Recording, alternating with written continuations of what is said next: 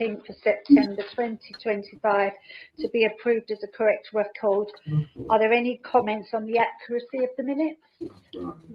Looking around? No? Okay, so we'll take it that the minutes are approved.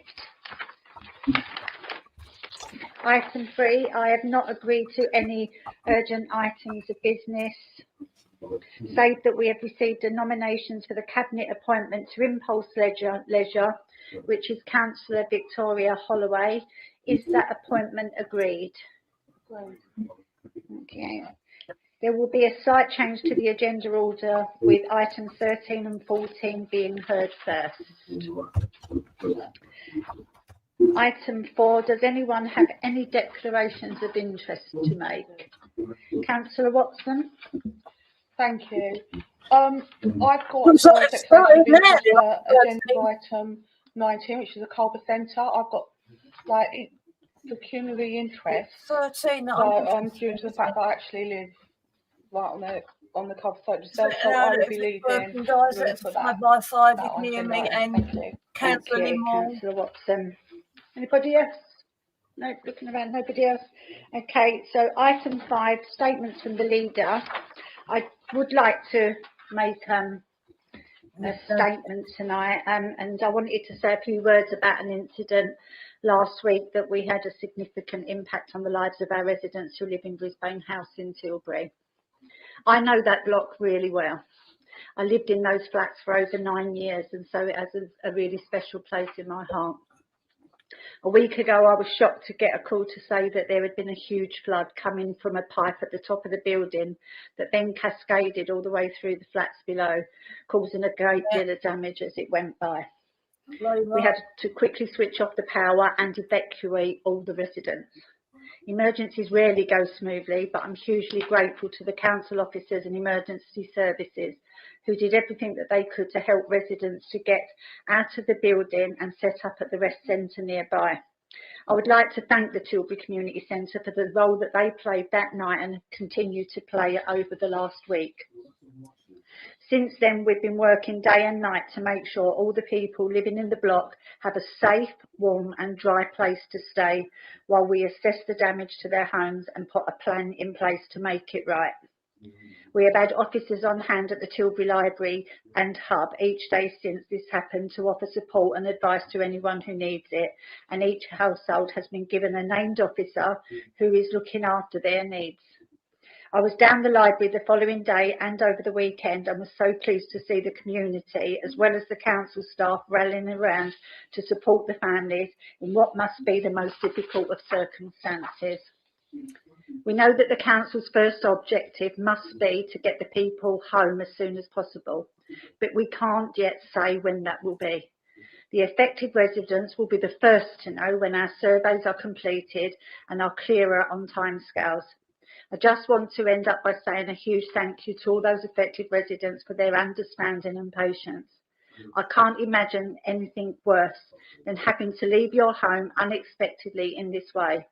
But I want to assure them that we will do everything we can to work quickly and get their homes ready for them to return as soon as possible. Looks like it's all working. Thank you for listening, and I now want to return back to the agenda.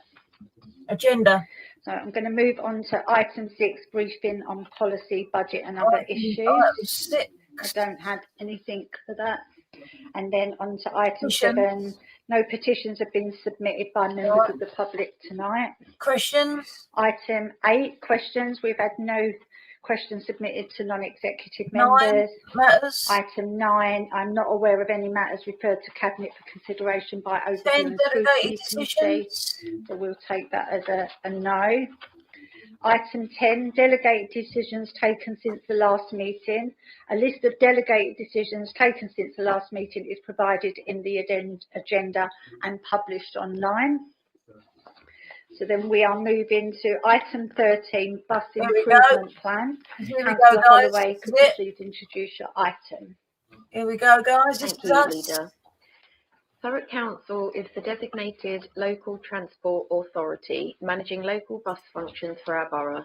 As the LTA, the council works with bus service providers to support the delivery of bus services with a responsibility for key services such as management of the English National Concessionary Travel Scheme. The Council adopted its first bus service improvement plan, known as BSIP, in October 2021 and was subsequently reviewed and revised in May 2024. For 2025-26, we have been awarded £1,954,465 from the Department of Transport to deliver our BSIP. We have been working up detailed delivery plans as a result of this funding award.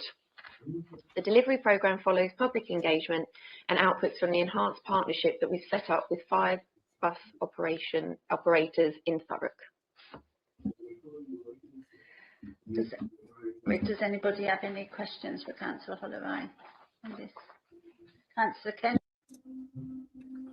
Not so much a question as a comment, really, and I really welcome the 2 resident-led trials, one for Thurrock Hospital, one for Baldwin, and I really support this kind of initiative. And I know we're working with colleagues in Suffolk who have been doing this kind of stuff for some time. And I think it could be a model of how we provide better public transport going forward. But I guess I have 2 questions. The first is around the contribution of health. When it was decided to put the diagnostic centre at Long Lane, many of us argued that Sunday service. They've been talking about Lynn. Inaccessible. So we just welcome any views we have. It's Sunday service they're talking about now. The second is because they haven't got one there at the moment. To position ourselves for when we have the combined mayoral authority in a little over a year now, that will take on responsibility. Let us know if you want to pop up, Lynn. To kind of future-proof these kind of initiatives.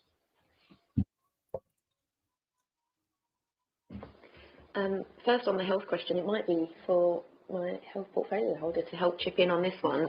But yes, I do remember when that went through with regards to Long Lane, and making sure that access to not just Long Lane facilities, but all medical facilities and other infrastructure, shops, medical facilities, etc., are considered in any kind of transport plan.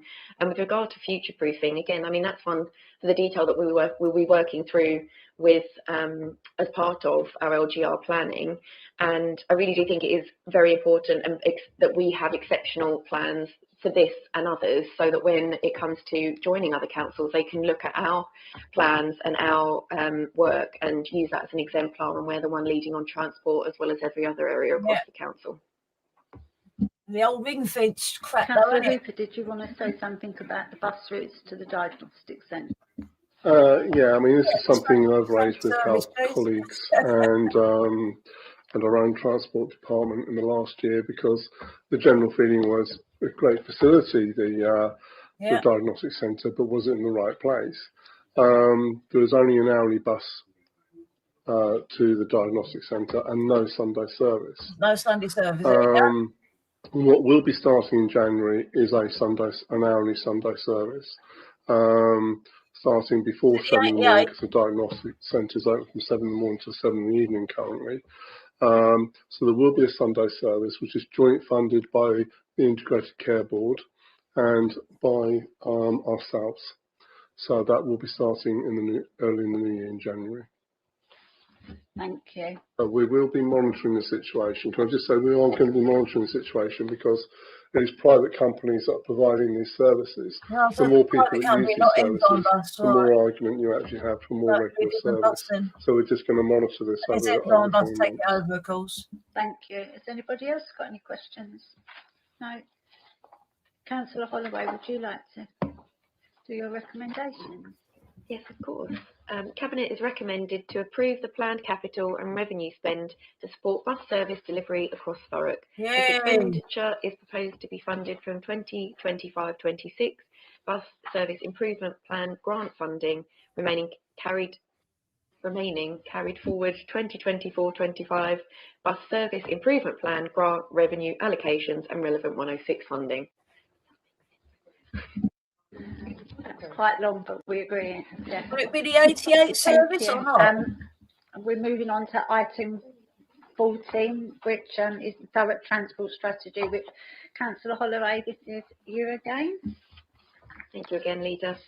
We have a statutory responsibility under the Transport This is a Act committee 2000 group to produce at the a local transport Thurrock plan. Council, what The Thurrock Transport Plan what crap they chuck at us. 2013-2026 is the council's We can't existing stop, 'cause it's in compliant closed doors, local you can transport see. plan. The Thurrock Transport Strategy is the policy centrepiece of a future local transport plan, and it's vital to ensure that Thurrock's future transport needs are represented and evidenced. The substantial report in Appendix 1 comprises 7 sections addressing essential topics, including the policies and the future infrastructure interventions. I just want to highlight a couple of really key sections. All of it is excellent, but 2 in particular. First section, our vision, goals and policies for transport, in section 5, identifies a long-term vision and distributes 22 policies amongst 7 key goals and themes. The themes align with either national or local priorities, including prioritising people and place, reducing transport emissions and improving air quality, diversifying travel choices and diversifying travel choices, maintaining and enhancing safety, driving economic growth and regeneration, promoting sustainable development, and managing and maintaining network performance. Section 6, again another important section, sets out an ambitious agenda for infrastructure enhancements, either long identified known gaps or those identified by work undertaken through the local plan process and growth-led schemes. The report seeks the approval of the draft and to undertake public consultation for 9 weeks from the 28th of November to the 1st of February. The final transport strategy will then be taken to Cabinet in June and then on to full council for adoption. Thank you. Does anybody have any questions on this agenda item? Councillor Watson. Thank you. It's just a statement, really. I'm really glad to see this come forward. It's just a key piece of work, especially dovetailing into the local plan that we need to get across the line as well. So, well done to you and the officers for actually achieving all of this. So, thanks. Oh, good. Nobody else? Yeah. I can't see any hands. So, Councillor Holloway, would you like to do your recommendation? Thank you, Councillor Watson, for recognising the importance of this plan and positive feedback. I know that officers work so hard on these reports, and they really do appreciate the feedback. So Cabinet is asked to approve the recommendation to approve the draft Thurrock Transport Strategy given in Appendix 1 for public consultation for a 9-week period commencing Friday the 28th of November until Sunday the 1st of February 2026. Thank you. Agreed. Everybody? Agreed? Okay, thank you. We're going to move on to back to item 11, which is education, good level of development target. Councillor Hartstein, could you present your item, please? Thank you, Leader. So this report sets out how we will deliver on our commitment that every child in Thurrock deserves the best start in life. It's going to be a bit boring there, guys. But responds to the government's national strategy, giving every child the best start in life, and the statutory targets issued by the Department for Education. By 2028, the expectation is we're section 20, we are. of children nationally will achieve a good level of development by the end of reception. For Thurrock, the bar is set even higher at 78.6% overall, and at least 66.9% for children eligible for free school meals. This stretch target recognises the progress we've already made in Thurrock. Hello, Adrian. Thanks to the hard work of our schools, our early year settings and knows the what council's committee's early like. years team, Thurrock consistently outperforms the national average, and through this strategy we strive to raise the bar higher and close the gap on inequality. To meet these expectations, this paper proposes 2 key steps. First, the establishment of a Best Start steering group. This group will bring together representatives from education, early years, public health and family hubs to oversee strategic planning, delivery and monitoring of early years outcomes. Second, the development of a Best Start local plan by March 2026. This plan will identify local needs and gaps in provision, set out targeted actions for free school meals and vulnerable groups, and integrate health, education and family support services to deliver a coordinated response. Thank you, Leader. Anybody got any questions? I don't know which one was first. I'll go with Councillor Morris-Cook and then I'll come over to you, Councillor Hill. Thank you. It's a really amazing report, and it's really good to see our positioning in it, because I think it shows that we are above the average. What I do want to ask is, and it would be wrong if I didn't, will this require any additional investment funding? And if so, would it be coming in form of a grant, All right, take or care, is it Phoebe. from current resources? We'll be back later doing that bit. Yep, thank you. No is the answer. No, there's no extra, no extra funding required. It will come from current budgets already, and it's going to be met, as I say, from current budgets. And just in terms of the health checks, the fact that we're expecting 100% of the health checks to be carried out now for 2.5-year-olds, that has already been baked in as well. The funding has already been provided for that 100%. So no extra funding. Thank you. Councillor Heath? Thank you, Leader. It's just a comment, really. It's just really pleased with to hear about this report. You know, the fact that Thurrock have a stretch target evidences the success of the hard work that the early years settings and the council early years teams are putting in to support our children, and bringing in the Best Start family hubs is going to offer additional support for the families that need it. So it is really good news. Did you want to go back? No. Okay, thank I'm you. going to talk after this, guys, because I think Councillor I'm going to let them go through it. I really welcome this too. With the kind of closures of the short start scheme, which I think is devastating to some of our communities, and bearing in mind 23%, over 23% of the population of children are in poverty in Thurrock. I think the family hubs and the starting of the Best Start for Life plan is just exactly what we need. So well done, and I'm looking forward to the positive outcomes of this work. Nobody else? No, then Councillor Hartstein, would you like to do your recommendations? Thank you, Leader. So, recommendations. For the reasons set out in this report, the Cabinet is recommended to 1. Acknowledge the statutory GLD targets set for Thurrock Council by the DFE. Agreed. Number 2, approve the formation of a Best Start steering group to lead strategic planning and delivery. Agreed. Number 3, endorse the development of a Best Start local plan by March 2026. Agreed. Thank you. And number 4, agree to the corporate targets and milestones suggested and monitor through reporting of corporate targets set out in paragraph 4.8. Agreed. Thank you. Thank you, Leader. Thank you. And just moving on to item 12, which is schools traded services. Councillor Hartstein, I believe this one is yours, Chair. Thank you, Leader. So this report seeks Cabinet approval to bring the traded schools catering service to a close. This means ending the provision of traded catering services that the Council currently delivers to schools and giving notice on existing contracts, with all arrangements concluding by July 2026. I included a bit at the beginning. We are moving to this cessation because the service no longer fits with the Council's operating model. Want to go back to the buses It is not a statutory duty for a council if not, to I'll see provide, you later when and the it's the section right thing 20 to come do for a from. council in intervention. This will bring us in line with other local authorities and prepares us for local government reorganisation. Whilst historically the catering service has generated a return on investment, it is anticipated that the number of schools contracting with the council will further reduce in the coming years. As we move forward, therefore, the ability to balance costs with budget is not guaranteed, and we are not prepared to hold this risk.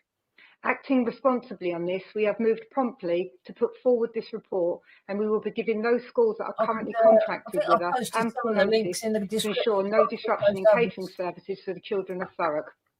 We commit to working closely with our schools to ensure a smooth transition. This decision is about focusing on what delivers the greatest value for Thurrock's children and families. Thank you, Leader. Does anybody have any questions on this one? Councillor Heath. Thank you, Leader. Yeah, I agree with the report and everything. I've got 2 questions. The first one is, are you confident that no vulnerable child will be at risk of going hungry in school once they're responsible for providing the meals themselves? And also, who will monitor food standards to ensure the government school meals food standards are being met by the schools?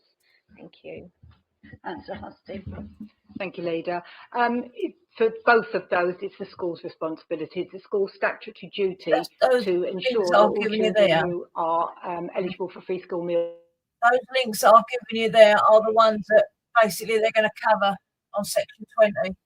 however they choose to do it, it's up to them as well to ensure that their meals, the service that they provide fits in with the school food standards, and that is their duty, again, the schools, not the local authority. Thank you, Leader. Did you have any other questions? Is that answered your question? Anybody else got any questions? Can't see anybody indicating. Councillor Harding, do your recommendations. Thank you, Leader. For the reasons set out in this report, the Cabinet is recommended to 2.1, approve the cessation of the TSCS and the giving of notice to terminate all current school catering contracts so that they will come to an end by no later than the 31st of July 2026. Great. Thank you.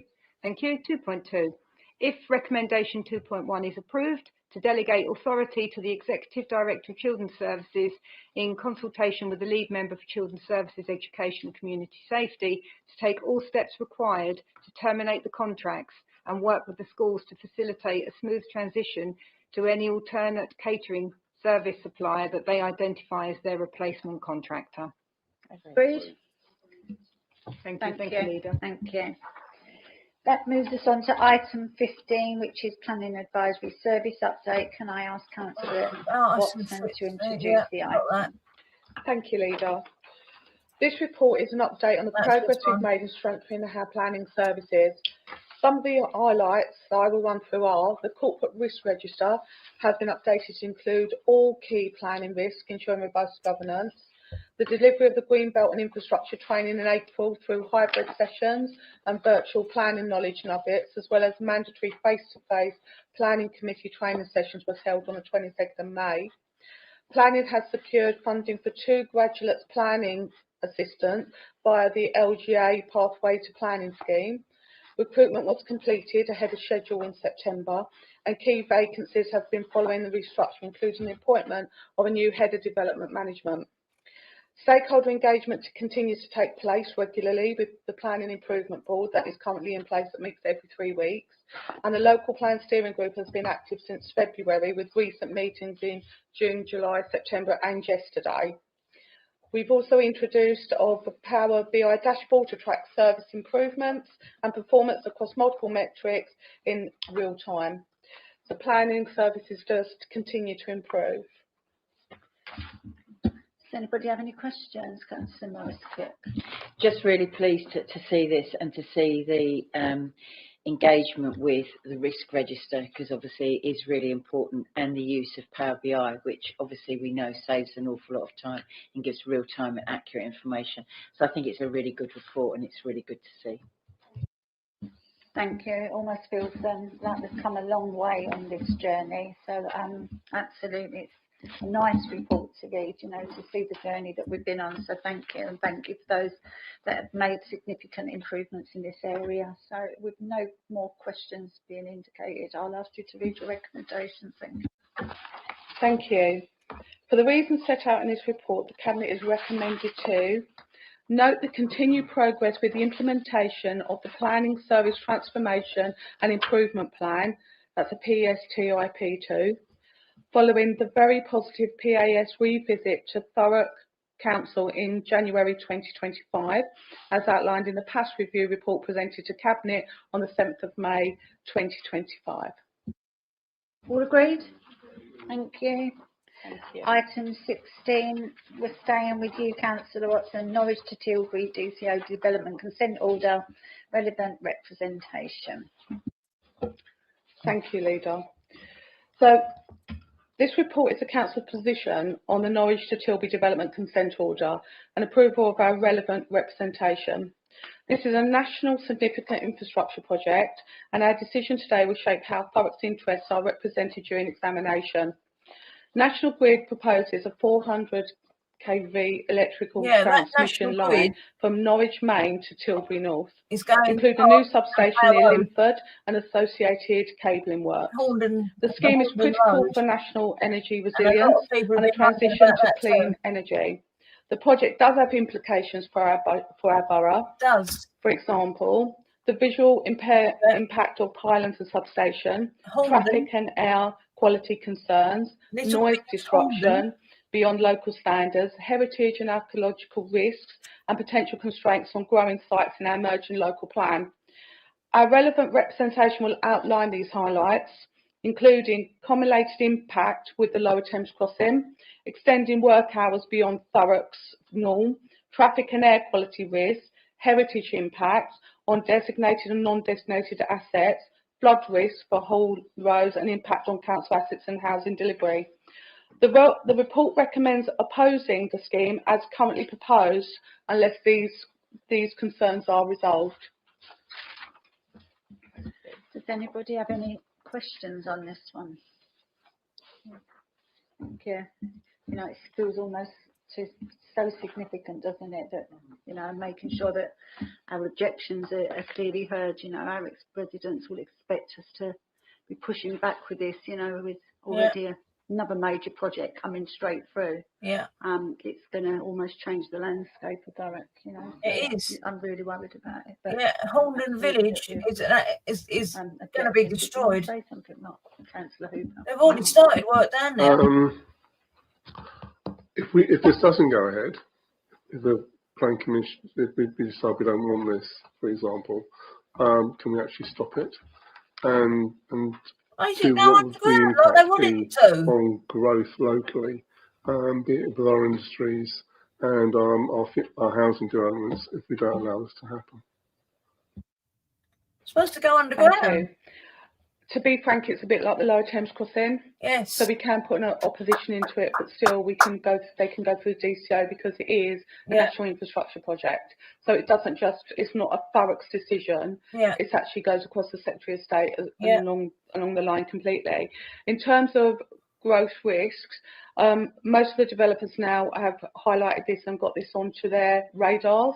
So their developments that they're trying to bring forward actually takes in consideration the Low Thames crossing as well as the Norwich to Tilbury line as well. It when it gets past the cabling, Tilbury. they're still coming back on. They've put more underground that can sterilise some of the earth, some of the ground around that cabling. Yeah. And that's still being worked through. So this is just the very first part of it. And that's why we've gone through and we've said these are the issues that we have found as Thurrock Council. And then that will has to be taken into consideration before we go further to the next examination piece. That will be done by the Secretary of State and Planning Inspectorate. Does that answer your question? Okay. Anybody else? Can't see anybody else? Okay. Oh, Councillor Kent. Yeah, I just support the recommendation. I think Councillor most Kent, of us, Labour. in principle, accept the fact that we need to be getting clean energy. Times into I've the walked past country, him. into Times I nearly lifted my leg to what we his. can't support is this scheme as it is. Tell him what I thought of him. This does too much damage to Thurrock.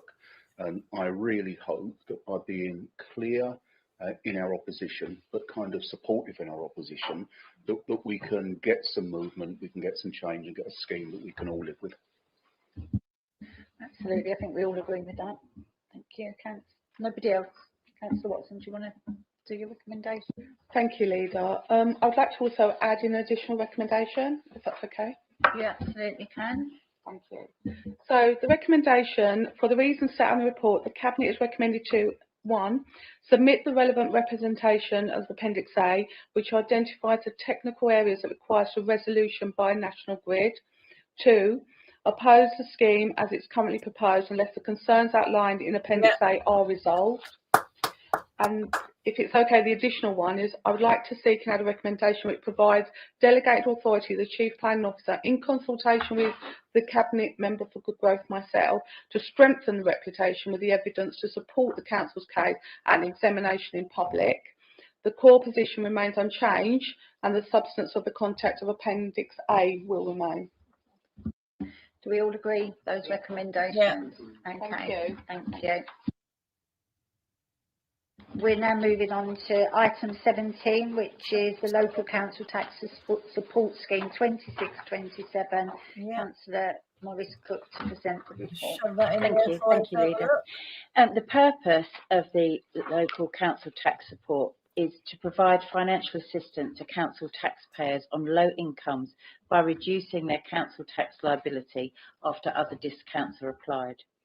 The annual review is under Schedule 1A of the Local Government Finance Finance Act 1992, the Council must review its scheme for working age claimants annually. Pension age claimants are protected under national regulations, so changes can only apply to working age schemes. If the scheme remains unchanged, no public consultation is required. If changes are proposed, a full public consultation must take place before the implementation. The scheme must be finalised by the 11th of March each year. Failure to do so triggers a default government scheme, which could cost this council an additional £1.5 million. The current position is our working age local council tax scheme broadly mirrors the former council tax benefit system.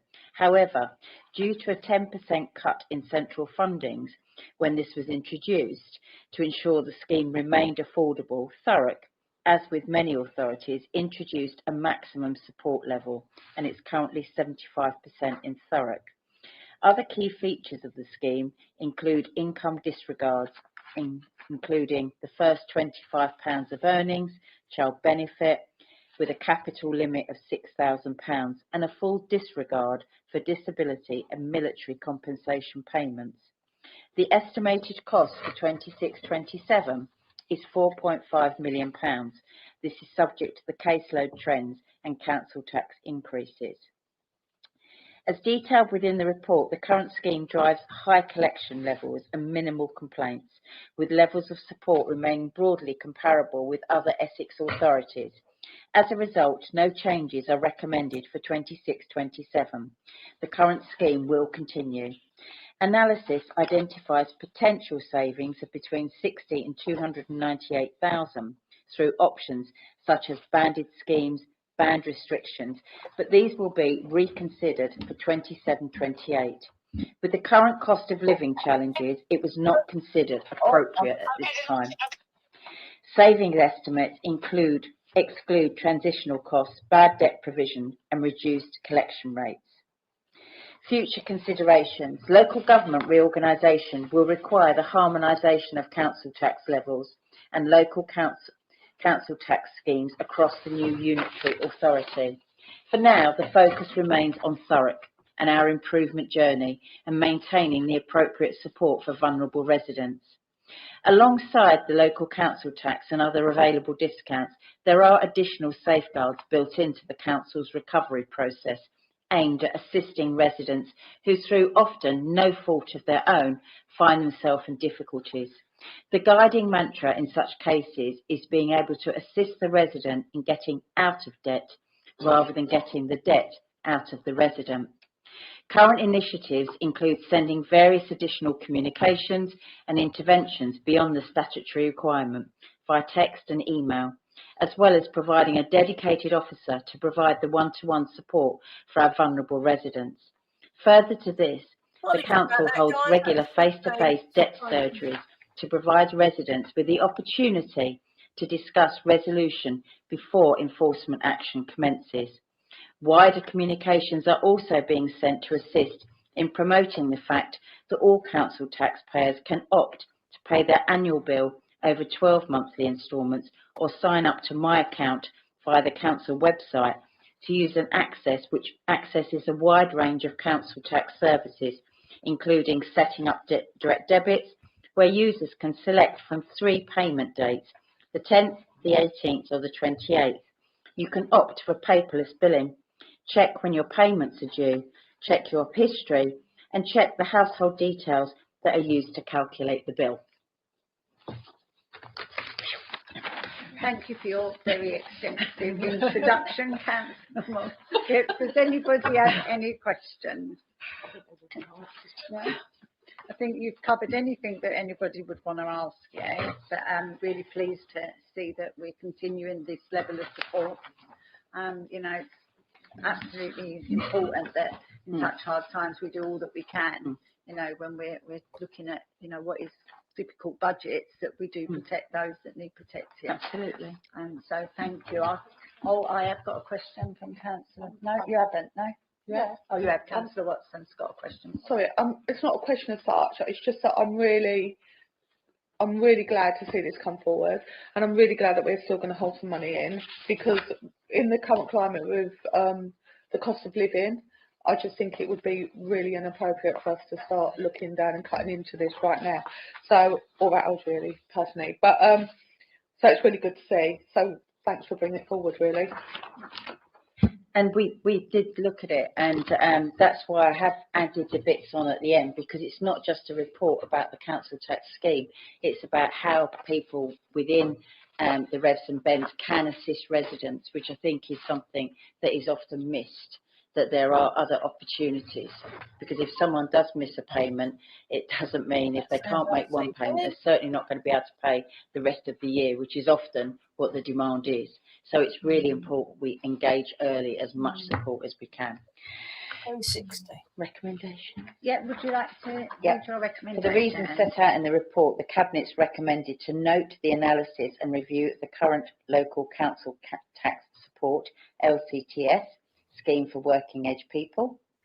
That the council recommends to council the approval of the local council tax support scheme for working age people for 26-27, which has been in place since 2017 and 18 with 0 changes. All agreed? Agreed. Thank you. Okay. Moving on to item 18, which is asset disposal, leads to NWES at Riverside Business Centre, Tilbury. Can I ask? That's not my one, no. I'll do that in a minute, guys. Hang on. Oh, okay. Just got to order our dinner. Councillor Heath, over to you. Thank you. So the purpose of the report is to seek Cabinet approval for a short fixed term lease from the 21st of December 2025 to the 31st of July 2027 to NWES Norfolk and Waveney Enterprise Services, who already manage and operate Riverside Business Centre. The lease formalises occupation, resolves governance and legal risks, and protects income. It aligns Riverside with the lease arrangements already in place for NWES at the George Street and Old Courthouse business centres. So NWES have operated Riverside successfully since 2015, with occupancy consistently above 85%.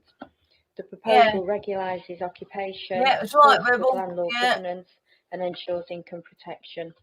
The income to the council is approximately £185,000 per year, Another asset disposal, here we go. approximately £298,000 over the lease term. This is based on the long-standing 90-10 profit share model. The lease length is aligned with other centres managed by NWES to enable future flexibility relating to the management or ownership of these centres. As well, though. Let's have a look. Independent valuation advice confirms the turnover-based arrangement is market standard for serviced office centres. There will be no change to building use, no change for tenants, and no capital or revenue cost to the council. Thank you. Does anybody have any questions? Where is it again? No, straightforward. Riverside. No, that's what. No, okay. So let's go straight to your recommendations. Might not be my one. So the reasons set out in this report, the Cabinet is recommended to approve the grant of a lease to NWES Property Services Limited for the Riverside Business Centre. Oh, yeah, Graves Riverside, yeah. South Essex College Centre, it is the one I've been looking at as well. Consultation with a Section 151 officer and Cabinet member for Public Protection, Constitutional and Civic Affairs to finalise the terms of the lease and enter into the agreement. So it's on this one. Recommendations agreed? Okay, on that one. thank you. Moving on to item 19, which is the proposed sale of the Culver Centre. So we'll wait for Councillor Watson to leave the room. Hopefully I've got the right person this time. Councillor Morris Cook, I think this one actually is yours.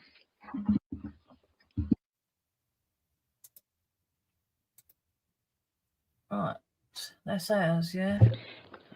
I'll turn it on this time. Cabinet is asked to agree in principle to dispose of the former Culver Centre site in South Ockenden. The site is surplus to requirements and part of the council's asset disposal programme supporting our financial recovery. It's the same one again. The site is 4.5 hectares, including brownfield land and informal open space. The Cabinet approved disposal to the Thurrock Regeneration Limited in January 2022 with planning consent for a residential scheme. The transfer did not complete. The site has since been marketed. As the site includes informal open space under Section 123(2)(a) of the Local Government Act, it does require public notice. Notices were issued and objections have been received, along with a petition. Most objections concerned future development, not the disposal. Today's decision is about disposal only. Any development will go through the planning process with a full consultation. The sale will provide a capital receipt to support the council's improvement and recovery plan, reducing debts and costs. Basically, the open market disposal ensures best value and transparency under Section 123. The council is being asked to consider the objections and agree in principle to dispose of the site, and to delegate authority to the Executive Director of Place in consultation with the Section 151 Cabinet Member for Finance and Resources, and I do want to add in the Leader of the Council because I think it's important to agree. The decision does meet statutory requirements, follows a transparent process and supports our financial recovery. It brings the site back into productive use while ensuring future development is managed entirely through planning. Thank you, Councillor Morris-Cook. Does anybody have any questions? Councillor Holloway? Councillor Hooper after. So the next one, guys, is of all the difficult decisions we have to consider after inheriting a financially bankrupt council from the Conservatives, selling land and assets, I think, is one of the worst. It is. Having been a councillor for 14 years now, I understand what being a councillor and a cabinet member entails. However, being a councillor and a cabinet member of a bankrupt council under intervention from commissioners and under a microscope of central government is an experience I'm not sure I'm going to get used to. There are two parts to the Culverland. One part housed former buildings, and that I would understand selling. The other part is green space, and it breaks my heart to have to see it for sale. I successfully campaigned against the Conservative administration when they tried to sell parcels of green land in South Ockenden, not realising that these decisions to sell green space would someday end up in my own lap. It does feel wrong. And I don't know what's going to go on the land, but I think we can guess, but it does feel wrong and it doesn't feel fair. But sadly, we don't live in a world that's fair. I do understand that if this council was a house, my house, and I was in a financial situation outside of my control that meant that I needed to make decisions that I didn't want to make, to sell some of the lovely contents of my house, for example, I know I would have to do that. I'd have to do it to keep the house. I'd have to do it to keep the roof over my head. And that's what we're doing. We're working to keep the roof on. We're all just trying to keep the roof on. But these decisions are out of our hands. And I think as individuals, if we said no to this, we all know because of the intervention that commissioners would take this decision out of our hands and the land would be sold from us anyway. So I think by owning these decisions as a cabinet, we are demonstrating to forces outside of our control that we do know how to make tough decisions and how to rebuild the council and the community after a financial catastrophe. We didn't cause this, but we do have to put our hands up for these decisions and its aftermath, sadly. It isn't politics, because I think politics we could all do. And in comparison, politics now feels like the easy bit. But what I've learned through this intervention is that it's not just politics, it's just finance, and that's why we have to put our hands up for this tonight. Thank you. I think that was very eloquently put, and I think it's a position that we all mirror, and we do, and it's not something that we want to do, is selling off different parcels of land. But sadly, we are where we are, and I do thank you for putting it so well. Councillor Hooper, did you have a comment, question? I was actually going to make something very, very similar to Councillor Holloway's statement. It's very, very difficult to make these decisions and sell what can be described as our crown jewels, if you like, our pieces of land, our property. And I have no issue with kind of maybe dealing with the kind of brown site, grey site that we actually have on there, but there is green parkland, for want of a better word, social care, so, in terms of people's well-being and places to go and walk, etc. I do think it's a bit of a miss, but I also understand the challenges we have financially as a council. So this is really, really very, very difficult and goes slightly against the grain. My question really would be is what is the advantage to the people of South Ockington in selling this land? We will only know that when we see development opportunity go to planning, which it will go for full consultation. And, you know, I think there's over a 200 person petition. So my expectation is it will go, we said it's a full consultation. We will involve, and I won't, but whoever the developer is will involve the residents of Ockington in any decisions. And obviously it's a decision for planning. Councillor Kent. Yeah, I mean, this is just tremendously tough, and I think we are all realists, and I think most residents kind of understand the situation. This isn't, in essence, about selling a piece of land. It's about what happens once the land's sold. And most of the objections are kind of about losing that green space. And I guess if I have a question, it would be that we're told in the report on a couple of occasions that because of the number of written objections, then the council is obliged to take note of the objections. And the best way to take note of it is to bring it here to this cabinet meeting. But it seems to me that cabinet has its hands tied and doesn't have any way of taking into proper consideration those objections. There seems to be no way that we can in using kind of planning means to zone that piece of land, to insist that there is a percentage of that land that remains as open space. It just seems that we have very few tools to actually do the job that we're being asked to do, which is to give proper consideration to the objections of the community. So for me, I accept that it needs to be sold. I just wish there was something we could do here positively to put some kind of protection on part of that land, because I think there is a win here if we have the means to do it. I do think there's possibly opportunities for us to, once this has, obviously the land has been sold, that is obviously the first hurdle. I do think there's possibly opportunities for us when the decision is delegated to obviously myself, the leader, section 151, and I think it's the director of place, to actually have those conversations and to try and be the advocates for the people that have signed the petitions, and from the strength of feeling from cabinet tonight. Councillor Kent. I think that's encouraging. Can we therefore come up with a further recommendation that enshrines that? I'm sure we can. It might be that I look to my left and ask Dr. Smith to try and pen something rather quickly, and I will just read out the other recommendations slowly in order for him to catch up. Thank you.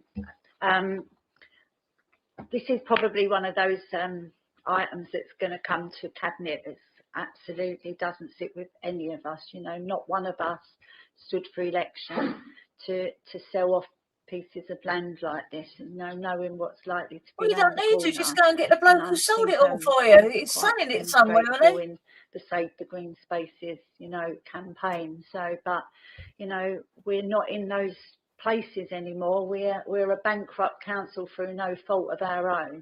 Exactly.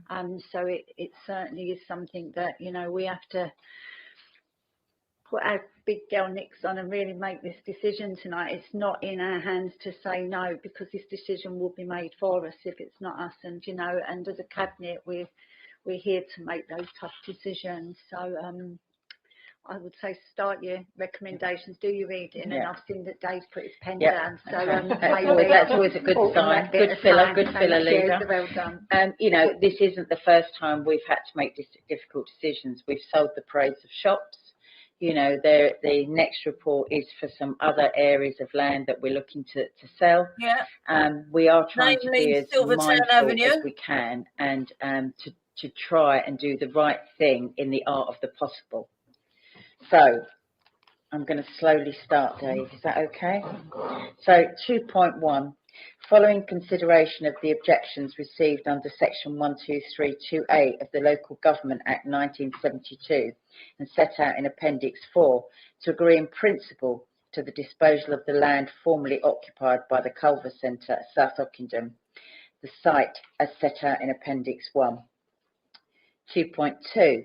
To delegate authority to the Executive Director of Place following consultation with the Section 151 officer, Cabinet Member for Finance Resources, and I do wish to add in the leader, to agree to the disposal of the site, including terms and conditions of sale.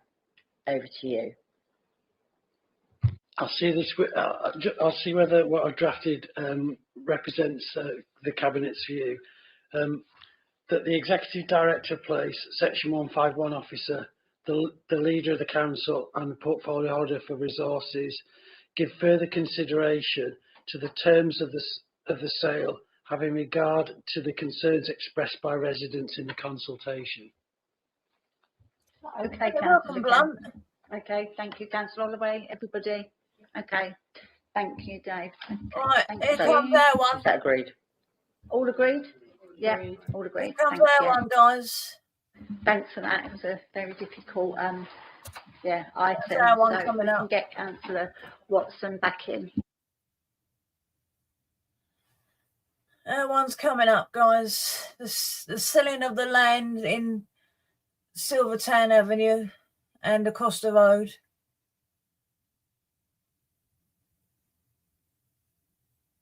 But we'll talk about that later. But this is the last section coming up now. Section 20. Assets disposals, recommended next tranche disposal. We're moving on to item 20 now, Yeah. asset disposal, next tranche of properties for disposal. Links in Please there. note that the appendices 3, 4 and 5 to this report are exempt, so please do not discuss their content. If anyone does wish to discuss them, we will need to consider taking a vote to go into exempt session. Councillor Morris Cook, could you introduce your item? And there you go. There's our bit. That's the This pictures, report guys. sets out the next tranche of assets recommended for disposal as part of the Council's approved disposals programme. The disposals support the improvement and recovery plan and the medium-term financial strategy, with capital receipts directly contributing to reducing the debt They and the don't want to long-term cut the borrowing grass. costs. Multidiscipline review confirms that no strategic operational need for any of the sites that we are looking at. The disposals will follow the Council's governance process and the Section 123 requirements for best consideration. Before sale, the Council will confirm whether statutory open space procedures apply, and if required, public notices will be published in accordance with the Local Government Act. Amenity land provides no income, no strategic benefit, But and you still creates cut ongoing it. costs and liabilities for the Council. No, you won't. Disposal removes the maintenance and the insurance burdens. Yeah. Overages and over-restrictive covenants will be applied where appropriate to protect the Council's financial interest if redevelopment occurs in future use. Yeah. Any alternative use would be subject to planning policy and statutory process. So basically, that's The land. land at the South Essex College, the college holds the freehold of Oh, the no, they're site going to with go a long through it. Oh, lease that's at okay. South I'll leave Essex it to them. College. The buildings are not Right, here you owned go. by Thurrock Council. Options appraisal and financial I was analysis just going to go through show it, but that they're going to go disposal through it. is So I'll leave financially it to them. advantageous versus retention. The college will be invited to express an interest and as a special purchaser. Disposal supports the financial recovery and reduces, again, long-term liabilities. All disposals will be informed by an independent valuation advice. Flexible disposal routes, auction, tender, private treaty will be used to secure the best value. Proposals reflect the responsible asset management and supports the Council financial recovery. Full legal, planning, statutory requirements will be met before any sale is progressed.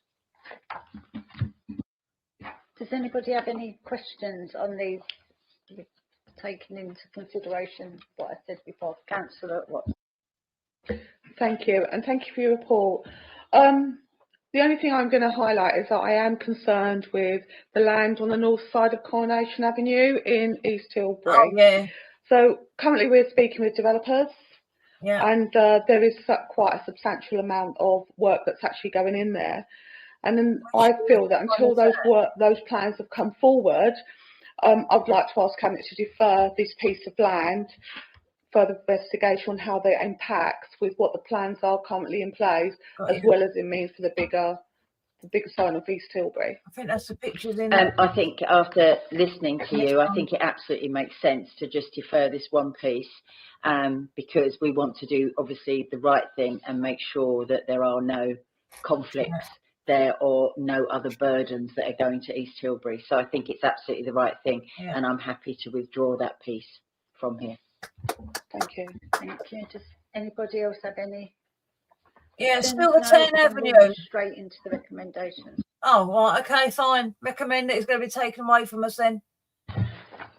Approve the disposal of the council-owned freehold assets detailed in Appendix 1 and known as land at Catherine Close Grays, land lying to the south of Edward Close Grays, land adjacent to the Manorway north side Stanford-le-Hope, land adjacent to the Manorway south side Stanford-le-Hope, and the site of the South Essex College Grays. Yeah, and they're going to agree to delegate authority again to the Executive Director of Place in consultation with the Section 151 Cabinet Member for Finance and Resources to finalise terms and proceed with disposal of each asset listed in the report. All disposals are to be undertaken in accordance with the Council's governance procedures and the duty to secure best consideration. It's only that little bit, Lisa. Agreed? Okay, thank you. Agreed. There you go, meeting concluded. And there you go. I've turned that off. Let's get rid of that. Bye-bye you. And hello me. It's over to me now to explain to you the area that is my area, Stanford-le-Hope, Silvertown. So let's go straight to the share screen. Stanford-le-Hope Google Maps. Does that show you it? If I turn that off, that one should there. Right, okay, if I take myself out of the picture, that is the land, that grass area there. Can I get a pic? Right, so this area here above Google Maps, that is the south side of the Manorway they're talking about. And this area here to the north of the Manorway is Silvertown Avenue. So from the dip, which is there, that's the dip. So from there, where those cars are parked, basically where Piers Corbyn parked when they had their meeting down here for that poor lady who lost her house. The lady who lost her house lived up here in Silvertown Avenue. I think it's 8 or 9 or 10. I can't remember what number now. So Piers Corbyn actually stood here and his car was parked here. So if I'll give you a picture, an overlay of what that looks like, there you go. That's Piers Corbyn was parked there. Can you see that, guys? Yeah, you can. This is the cars parked here. So all this land is gone. We're going to lose all that. I'm not sure about these garages. I think it's just this land. This is what we're thinking it's going to do. It's going to be more garages because all these people that can't park in Silvertown, see? So we're thinking it's going to be either garages or it could be another lot of houses because don't forget this house was extended a couple of years ago. So that's been extended because it only went to there. The houses in the old days, so they made this new property. So you got that bit there, all that. This is where Piers Corbyn was parked.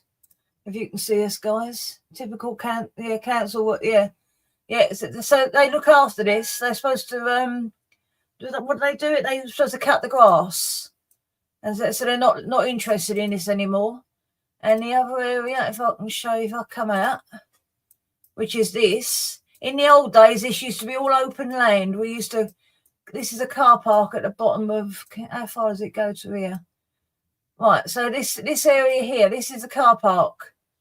So that takes you to the back of the school. It's Hassenbrook School, which is where's Hasselbrook School? That's Hasselbrook School there. So this is a car park that takes you down, or is it like a little walkway? And it takes you all the way down here. How far can we get into a picture? No, we can't get, no, we can't. No, all right, let's get out of that. Oh, I've lost it now. Rainbow Lane, yeah, all right. So basically, so the end of that road there, Webster, there's a little car park area that goes all the way around the back here. So all this area here, which is on the Manorway, you'll see it as this, all that, all this. Never used to be trees here, guys. It used to be all open land like that over there. Or it's all trees, all overgrown. So all that's gone. We've lost all that now to the council. Or the council's giving it up to whoever wants it. So either Hasselbrook School will take it over. But it's all used to be part of the old, the old war place that used to be down here back in the war. Because it used to be an old camp. All this area used to be all camp area. And this is also where Councillor or ex-Councillor Shane Ralph lives. Armstrong Close and Fours Oak. O'Donoghue House, where all the girls go. And as you know, I live in this area.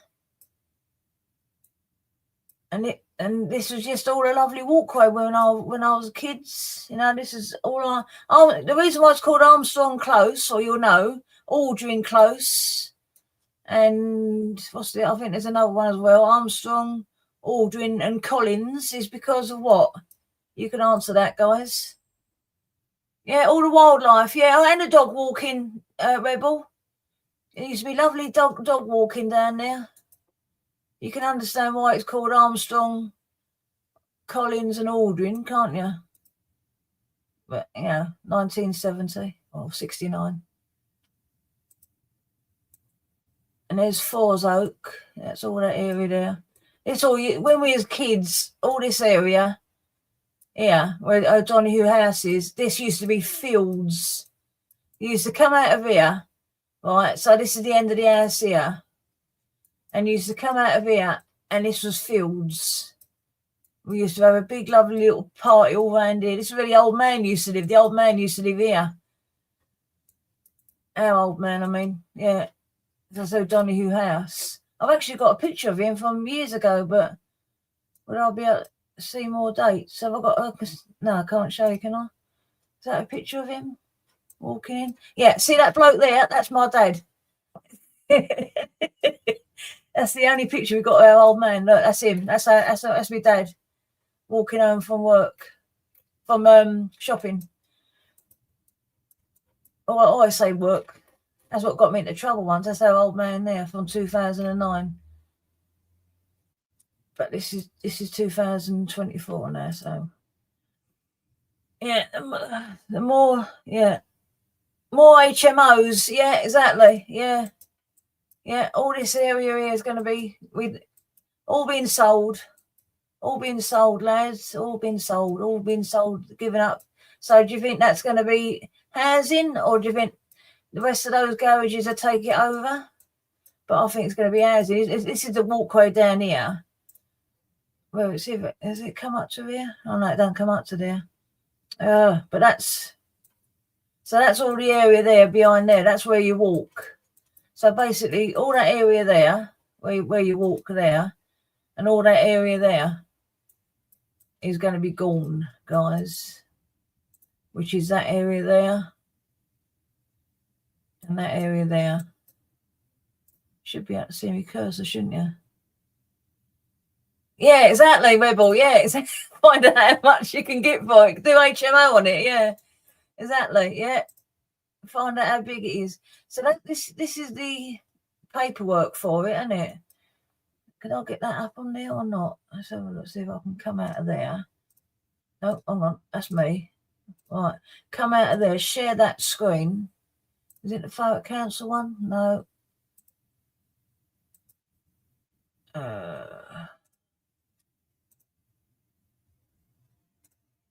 That's it. Gotcha. Here we go. All right, so that's the land adjacent. So if you tell Rebel, if you want to go on there on those documents that I've sent you all in the estate, it'll show you. That's the land there if you want to have a read of that. But I've sent it to you. Oh, wrong one. But I've sent it. It's all in the description and in the chat there. If I come out to there.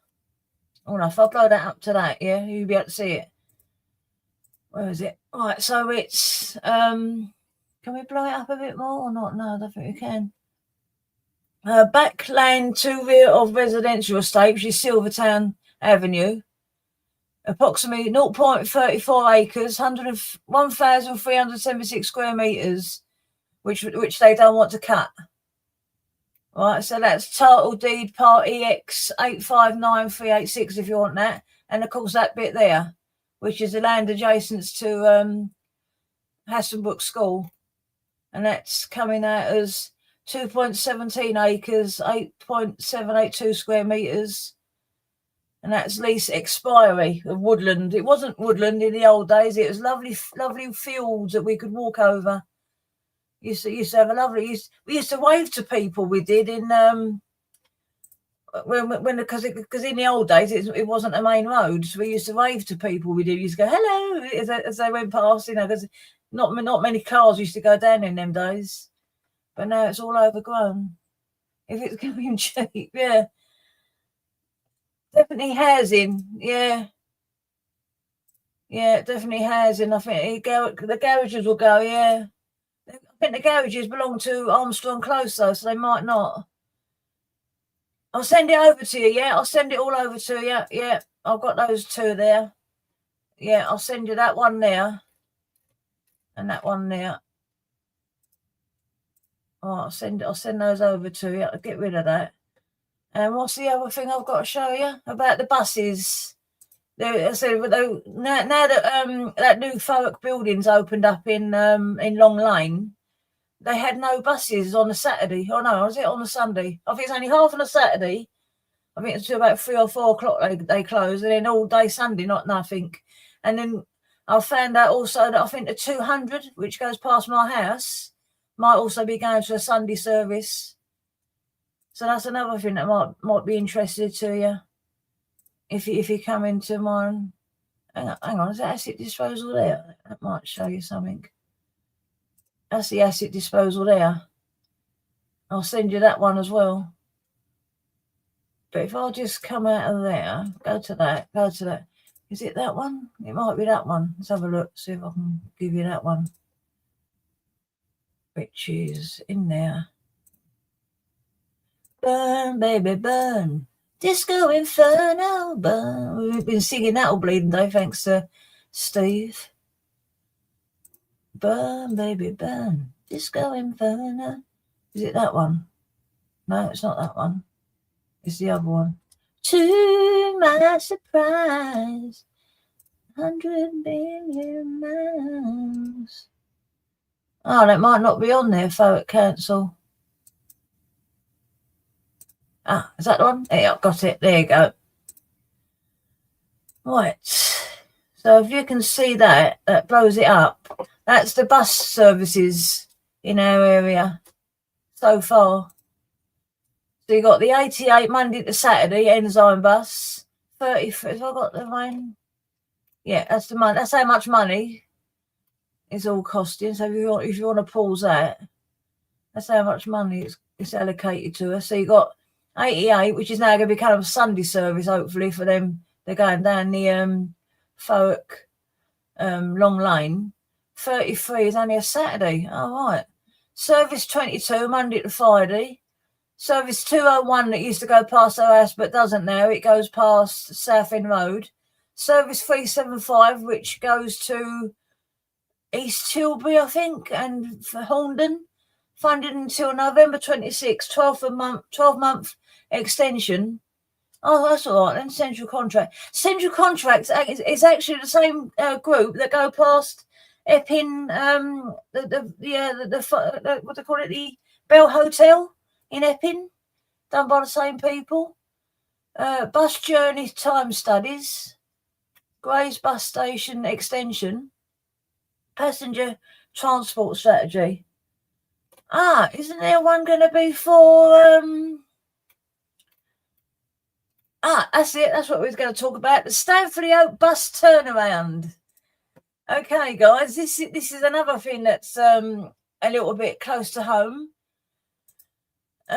If I take it off of there for now, and I will show you what one is it. I think it's the Google Maps one again. Oh, hang on, it's coming to me. Google Maps. Yeah, if I go to Google Maps, right, share, is it sharing? Yeah, that's sharing. I'll blow that up for you guys. That takes me out of this picture. And we'll go down to the estate that I looked at last week. I said to Dave, I'm concerned about this, because we was always told it was going to come down here, this new footpath coming out of the new estate on the Hope Green. If you don't know what I'm talking about, hang on a minute. Let's see if you can see me. Yeah. If you don't know what I'm talking about, take a look at my last couple of videos regarding the Hope Green estate, which is this estate that's just been built. In the original remit for the footpath that comes off of Victoria Road, which is that one there, yeah, that footpath there, it was going to be closed and the new footpath was going to be put in. Where are we again? I've lost it. The new footpath was going to be put in to come down here and to meet up with this one under the bridge to go out to the other new estate. But I noticed this little bit off here, and I thought, I never noticed that before. I never knew they was going to do an extra bit off to the new public footpath. And then I looked and I started seeing this. I thought, Stanford-le-Hope Station car park. It's in the same kind of colour as the footpath there. So I've got a funny feeling they're going to open this up to make this a footpath into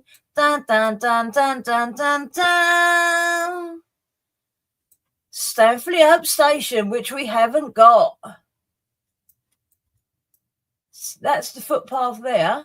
See? That used to be the old Blue Way Jeans. Is it Blue Jeans? Or the old window place. So I'm thinking that they're either going to have a shortcut into here, because this is going to be the new bus turnaround area when it's built. But as I said to Dave, they are putting the cart before the horse again, because we were promised Stanford Station first by DP World and Thurrock Council and Network Rail. But now they seem to be, as the thing says, bus stops. No, I've lost it again. Stanford-le-Hope bus turnaround, funding for detailed designs, constructions of new stops and supporting infrastructure at King Street. Right, well, King Street is there. That's King Street where the shops are. There's your King Street, which is only one way. It used to be two-way in the old days, but it's only one way now. So you come out of King Street, down the hill. There's Victoria Road. It takes you to the back of those new houses. Bum, bum. And there's the HMO. I forgot to tell you about that. That's an HMO, but don't tell anybody. Shh. It's under wraps. So, and this is Stanford Station, which was. It's not anymore. And this is where the bus turntable is going to be. New turnaround area is here. That used to be, you said, Blue Jeans place and the conservatories. They used to sell conservatories down here, which is so basically here. Stanford-le-Hope car park. So all this is going to be demolished again, like it was before, and turned into the bus turnaround, which was going to be section 2 or plan B of the new area. Let's come out of there and you can see me better. Of the new area. So you can see me better like this, yeah. You know, the spelt Jane, all right. Do you know, I mean, I know it's local, but they said, first of all, when we was going to get a new station, Stanford-le-Hope Station, that was going to be built first by Network Rail, DP World, and what's the other one? DP World and Thurrock Council. That all went out the window when all this bloody stuff with the money went. That was supposed to be, I think it's earmarked as 6,000 something, 6 grand or something. That's what's been given them, 16, either 60 grand or 6 grand of DP World's money to put into funding the infrastructure to get the station up and running. But then I think something happened, and they turned around and said, no, what we're going to do is we'll put in the 16,000 that we owe you to make this bus turnaround. And we're going, oh, but that's plan B. What's happening with plan A? Oh, we're still not sure about that because of Network Rail. So now it looks like the money, whatever this money is that's coming in for, if I can find it again, I've kept bleeding losing it, for funding for detailed design construction of new stops, Stanford-le-Hope bus turnaround, which is going to be that new area there, which is all this area. And I'm thinking, because the reason why they've put that extra bit in there is for it to come into here when it's done, and it's going to be a new throughway to back up to our area, which is Meadowland Way, South End Road roundabout, basically to cut off people going down Victoria Road, because Victoria Road is a nightmare to get down, especially with the trains. So I've just got a funny feeling that they're going to do a nice little walkway down here for us. If that's, because look how close it is to that walkway. You've only got to hop over the footpath and you're there. Look. Because in the old days, you used to walk down here, behind the back here, because this is where the water runs all the way down here. See this water? Mucking Creek. It's a fucking meek. the old Mucking Meek, yeah. And that's where we used to go. We used to go all the way down there. But that's what I'm thinking anyway. I'm thinking that is now going to be that new area. I'm thinking they've put the cart before the horse. Get rid of that. No, go to that. Yeah, and get rid of me. Yeah, get rid of that. Go bye. Yeah, I've got a funny feeling that's what they're going to do. It's going to, because they muted about this bus turnaround place once they got Section A out of the way, Plan A, which was station, everything, station, Network Rail and all that, get it all up to, which is still, after 2022, is still bloody sitting there, you saw from the pictures. I've just got a funny feeling they're going to abandon that, leave that to Network Rail and Thurrock Council to deal with, and DP World's going to say, right, thank you very much, we're going to now make our bus turnaround with Thurrock Council.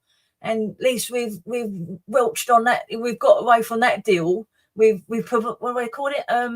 We provided you that part of the deal, which is really Plan B, which is really going to be later in the years and years down the road.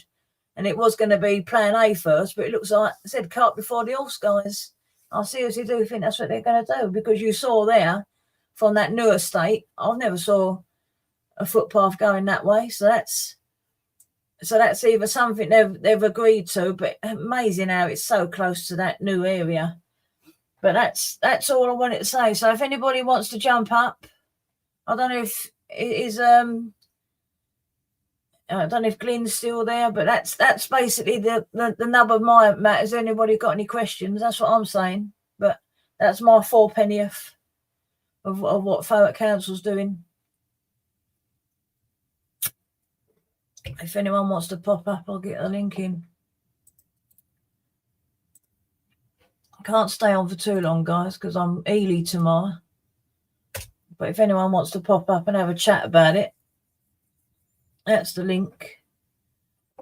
And I'll send you those links, Rebel. I'll get you on Discord now. I'll send you those links. The Lipstick channel. I'll get you on the Lipstick channel. Burn, baby, burn. Disco Inferno. I'll send it on your one, Rebel. I won't put it on the channel that Jojo and all that lot talk about. You want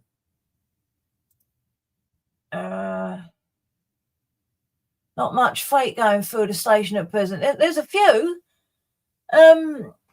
You still got that one which stops us every 3:30 in the afternoon. You still got that one, and there is another one the one that goes to Tilbury, the one that goes to Tilbury site. That's still, I know that goes down the side one to go into the new estate, new site, not DP World, but the Tilbury 1 or Tilbury 2.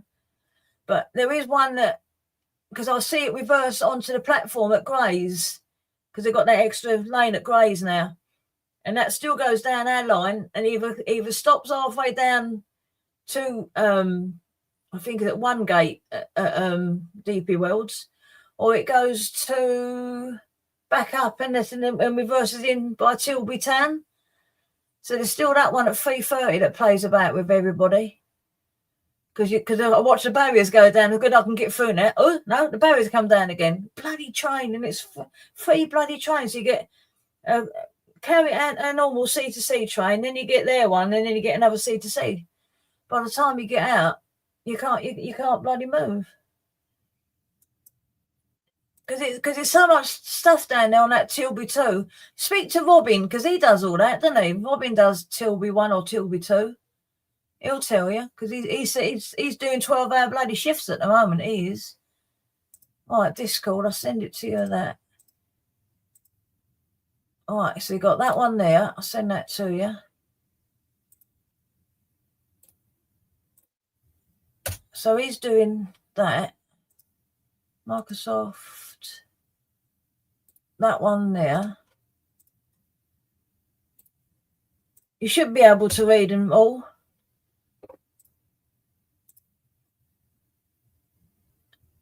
And that's that bus turnaround thing that I'll give you. And I think I've got the agenda still here, haven't I? And this is, I sent the last one's going to be the agenda from tonight, and that all the stuff that's available is going to be there that I'll put up on there. So that's all on there. Don't talk to him. Oh, you don't talk to him, or I don't talk to him. He's all right. I know. If you don't talk to him, I know, but he seems to know his stuff. I tell you, he tells you some very good stuff. Council will probably do something completely different. I know. Yeah, they probably will, Lady Jane. Yeah. All right. Does anybody want to pop up? I'll send those to you, Rebel. I did want to go in on the lipstick part of it, because it's not really that section, is it? So I'll send it to you on the main one. Does anybody want to come up? We've got 11 on. If anyone wants to pop up, yeah, no probs. It's all on there. But the last one is the agenda from it.